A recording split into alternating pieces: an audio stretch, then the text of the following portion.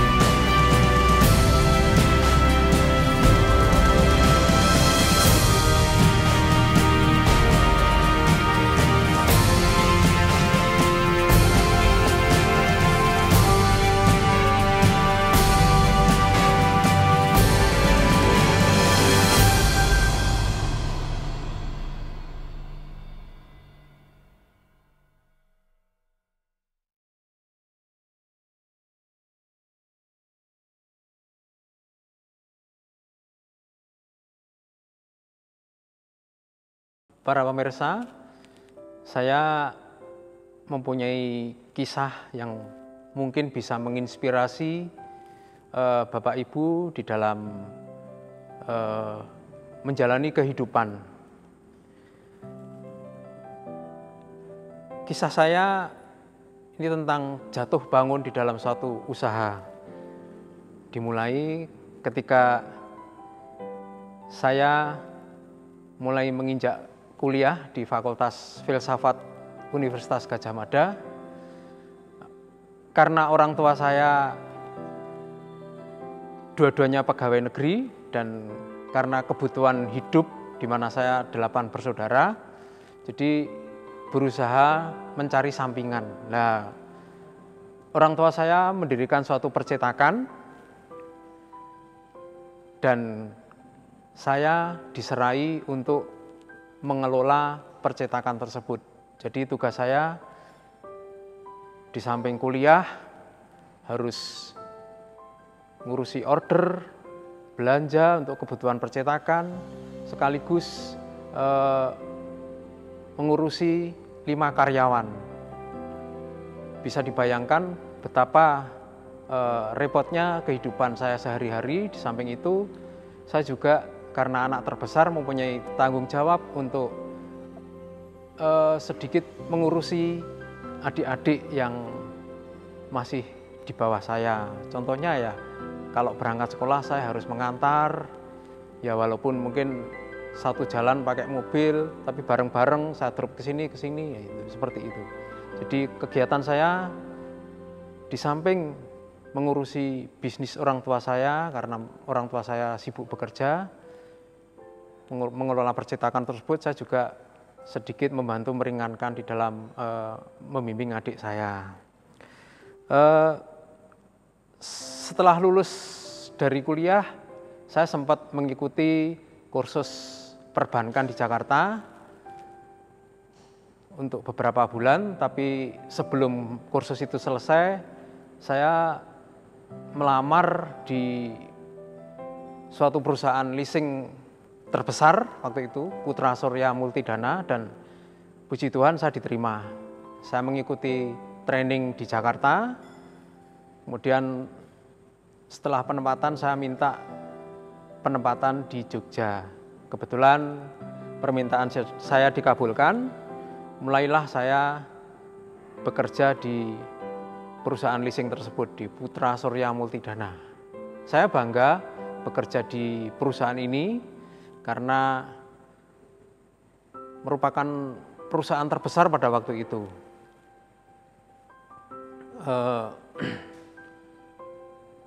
saya dengan gaji ya cukup lah. Katakanlah kalau misalnya 2 bulan gaji tidak dipergunakan untuk yang lain, waktu itu sudah bisa untuk membeli 1 ekor pedet atau anak sapi. Jadi saya bangga bekerja di perusahaan tersebut. Namun kebanggaan itu tidak berlangsung lama. Krisis tahun 98 merontokkan dunia usaha, bahkan sendi-sendi negara juga runtuh. Ada pergantian kekuasaan karena kekacauan ekonomi, dan perusahaan saya di mana saya bekerja akhirnya juga bangkrut. Dan saya waktu itu di PHK, diberi pesangon, dan rasanya walaupun itu juga dialami teman-teman dan juga dialami masyarakat yang lain, tapi saya benar-benar galau, stres, karena waktu itu saya lagi seneng-senengnya, ibaratnya lagi jeru-jeru nih di dalam kami menyukai bekerja, sangat jeru sekali kalau baru suka-sukanya bekerja harus di PHK. Tapi mau bagaimana lagi, memang keadaan harus seperti itu. Saya harus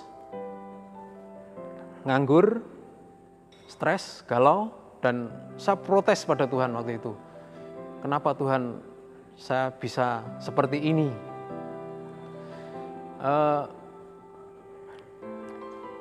Setelah itu saya mencoba berpikir, wah paling enak memang harus berusaha, berwirausaha. Saya bertekad untuk berwirausaha, karena kalau ikut orang nanti bisa di PHK lagi. Ada semacam trauma dalam diri saya untuk bekerja di suatu perusahaan atau ikut orang. Jadi saya memulai merintis usaha kecil-kecilan waktu itu, dengan modal seadanya. Saya mulai berdagang beras. Saya mengambil dari Klaten, saya jual di warung-warung makan, itu lumayan bisa jalan. Kemudian saya juga ngepul 2 kantor, yaitu kantor ibu saya di Dikbud Cendana dan di Kandep tempat kantor bapak saya. Saya memborong beras jatah pegawai di sana. Kemudian saya benar-benar saya angkut sendiri, saya usungi sendiri, saya panggul sendiri, saya bawa pulang ke rumah, saya timbun sampai jumlahnya lumayan. Kemudian kalau pas harga sudah baik, saya bawa ke pasar Talun Muntilan. Di sana ada pengepul yang membeli beras saya, karena memang konsumen di sana kebetulan waktu itu lebih menyukai beras jatah karena harganya lebih murah dan sesuai dengan kondisi ekonomi, kondisi kantong mereka, apalagi waktu itu juga masih terdampak krisis. Jadi usaha beras saya lumayan bisa berjalan, saya tekuni. Namun itu bukan sesuatu yang lancar juga, di mana saya menyuplai beras ke suatu pengusaha angkringan. Nilainya sudah lumayan, tidak dibayar-bayar, waktu itu 1 jutaan ya. Benar-benar itu membuat saya mangkel, galau, karena duit segitu bukan sesuatu yang kecil pada waktu itu. Kemudian di dalam kegalauan saya juga protes pada Tuhan. Tuhan, kenapa saya harus menderita lagi? Ibaratnya setelah mulai jalan lagi kok saya harus jatuh lagi. Saya kemudian membuka wartel atau kios pun kecil-kecilan di rumah. Ini kemudian bisa jalan lumayan. Saya bangun pagi, buka wartel, nunggu, itu hasilnya juga lumayan lah. Ini bisa berjalan sampai beberapa lama. Kemudian saya juga eh, karena saya juga senang anjing, saya coba berbisnis anjing. Pernah saya mengambil anjing Rottweiler 5 ekor dari Jakarta, saya bawa sini, kemudian saya jual, ya untungnya lumayan. Kemudian saya mengambil satu betina, saya besarkan menjadi modal induan, anjing induan bagi saya. Nah, saya mulai bisnis anjing ini sekitar tahun 2004-2005, dan anjing saya memang anjing ras. Waktu itu saya pelihara Dalmatian, Rottweiler, dan juga anjing pug. Dan yang diharapkan dari anjing ini memang saya menjual anakan anjing. Jadi sekali beranak, anjing bisa beranak 6 ekor. Kalau Rottweiler atau Dalmatian waktu itu bisa saya jual, bisa untuk mencukupi kebutuhan keluarga kami. Saya juga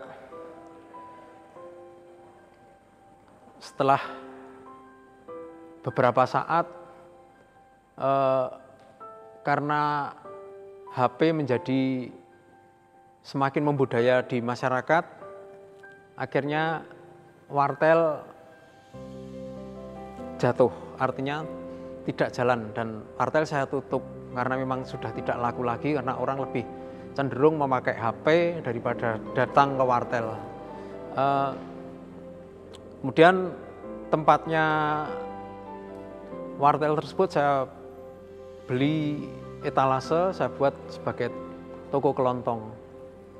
Jadi saya berternak anjing dan membuka toko kelontong. Awalnya lumayan saya buka toko kelontong, banyak pelanggan baru, dan akhirnya ya bisa untuk kebutuhan hidup sehari-hari. Tetapi seiring berjalannya waktu, beberapa tahun kemudian banyak tetangga kanan kiri yang akhirnya juga berkeinginan untuk membuka warung kelontong juga, dan ini menjadi persaingan yang katakanlah tidak sehat, walaupun itu haknya mereka untuk berusaha di dalam mencukupi kebutuhan ekonomi sehari-hari dengan membuka toko kelontong. Akhirnya setelah saya pikir-pikir, saya ganti haluan lagi dengan berjualan kupat tahu di samping gereja. Dan ini mulai tahun 2010-an. Dan puji Tuhan, mereka antusias dengan produk saya, dan dari mulai 15 bungkus akhirnya bisa sampai 60-80 bungkus setiap saya jualan. Namun krisis ekonomi benar-benar menghantam saya lagi. Saya tidak bisa berjualan di gereja karena gereja tutup selama pandemi, dan penghasilan saya hanya dari kolam ikan, karena saya memang berusaha juga di dekat rumah membeli beberapa kolam, dan saya isi nila dan lele.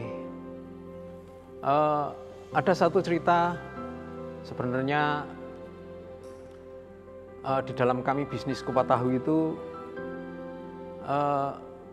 saya juga kadang berjualan di gereja kita di GKJ Ambarukmo di Nologaten. Saya sebenarnya sebagai seorang majelis malu juga berjualan di depan gereja. Tapi bagaimanapun juga saya harus meninggalkan rasa malu itu demi untuk mencari nafkah. Jadi kadang saya berjualan di sana, ada teman-teman jemaat yang, Pak Majelis jualan, itu kalau tidak mempunyai sikap ndablek atau ulet di dalam berusaha, saya pikir sudah malu untuk jualan di gereja, karena posisi majelis barangkali sebagai posisi yang dipandang sebagai terhormat di dalam gereja. Tapi itu saya buang jauh-jauh, saya harus ulet, saya harus tabah, saya harus buang rasa malu di dalam kami mencari nafkah. Kembali di dalam pandemi ini memang krisis ini sangat berdampak bagi saya pribadi karena istri saya yang bekerja di suatu restoran yang lumayan besar di Pesta Perak itu juga di PHK, kemudian saya tidak bisa jualan. Benar-benar ini memukul saya protes pada Tuhan. Kok saya harus jatuh lagi? Saya berusaha untuk bangkit lagi dalam semasa pandemi. Saya berjualan menawarkan ke perumahan Candi Gebang dan Komplek Atmajaya menunya gado-gado dan kupat tahu, dan juga kadang saya variasi dengan menu lain. Ya, ini dalam proses waktu bisa berjalan, bisa menambal sulam kehidupan ekonomi selama pandemi. Dan selama pandemi itu saya bisa bertahan walaupun jatuh. Itu saya merasakan Tuhan masih menolong saya, masih membimbing saya, tidak melepaskan saya. Dan setelah pandemi mulai reda, saya bisa berjualan lagi di Gereja Katolik Pringpulung, bahkan saya omsetnya lebih banyak lagi. Kemudian Universitas Atmajaya yang juga menjadi pelanggan saya yang dulu selama pandemi sama sekali tidak pesan, libur mulai pesan lagi. Sering pesan lagi. Akhirnya saya menawarkan menu-menu yang lain. Bagaimana menu ini, bagaimana menu ini. Dan mereka setelah mencoba menu kami, produk kami dicoba, mereka cocok. Akhirnya usaha saya bisa sedikit berkembang, walaupun ini masih dalam skala rumah tangga. Order saya hampir tiap hari ada, baik itu dari Universitas Atmajaya, Stiper, UGM, maupun dari perorangan-perorangan yang lain. Di sela-sela kesibukan saya berwirausaha di catering ini, saya juga berpelayanan di Diakonia GKJ Ambarukmo. Kebetulan saya ditunjuk sebagai ketuanya. Kami merasakan Tuhan itu tidak akan memberikan, tidak akan membiarkan anaknya jatuh. Tangan kasih-Nya pada waktunya akan menolong. Diberinya kita rezeki bila kita meminta dan berusaha. Sebagai wirausaha, kita harus mempunyai jiwa yang ulet, inovatif, tekun, selalu belajar, dan siap mental apabila usaha yang kita lakukan jatuh. Sehingga kita tidak protes atau tidak menyalahkan Tuhan seperti saya pada awal-awal jatuh. Itulah cerita pengalaman hidup saya mengenai jatuh bangunnya saya di dalam kami berwirausaha. Bukan sesuatu yang mudah di dalam kita menerima kejatuhan, tetapi yakinlah bahwa Tuhan pasti akan menolong. Tangannya pasti akan membantu kita, mengangkat kita dari kejatuhan. Dan kiranya ini menjadi semangat bagi Bapak Ibu di dalam memotivasi berusaha, dan apabila kita atau Bapak Ibu mengalami kejatuhan di dalam berwirausaha, bukan sesuatu menjadi hancur segalanya atau musnah segalanya, tetapi bisa menjadi suatu awal dari kebangkitan, kesuksesan kita di dalam berusaha. Yakinlah Tuhan pasti akan menolong dan membimbing kita. Sekian, terima kasih.